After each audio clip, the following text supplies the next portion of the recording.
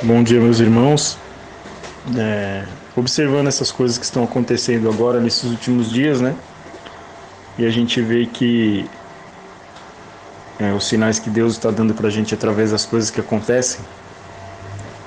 E a gente observando a morte do Pelé, não foi só a morte de uma celebridade, né?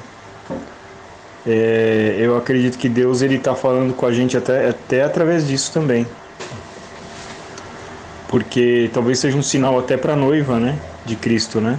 A igreja. Porque se a gente observar bem, o Pelé ele sempre foi chamado de rei, né?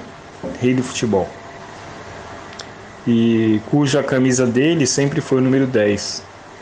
A gente sabe que na Bíblia o número 10 é o alfa e o ômega, né?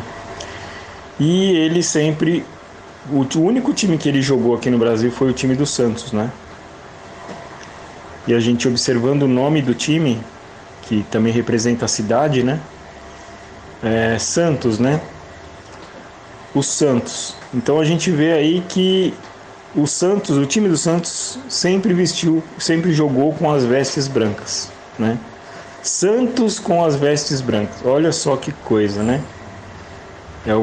Sei lá, acho que através da história Deus foi falando com a gente através dessas coisas. São pequenos detalhes que a gente vai observando, né?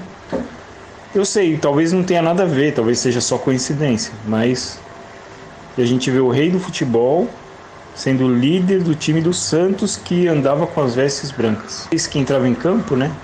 A gente pegar a narração esportiva antiga da década de 60 e 70, muitas vezes os narradores, né? Até porque naquela época poucas pessoas tinham televisão, eles descreviam o time do Santos, né? Aquela descrição porque as pessoas não tinham a imagem do jogo, então eles descreviam até o uniforme do time que estava entrando, né? E toda vez que o Santos entrava, né?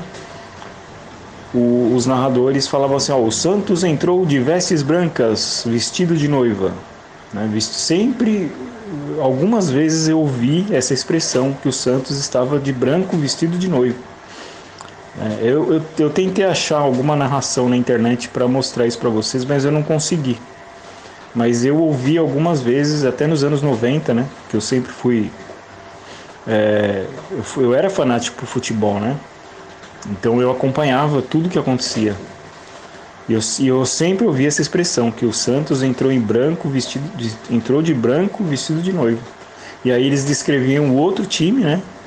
As cores do outro time. O Corinthians entrou de camisas pretas, né?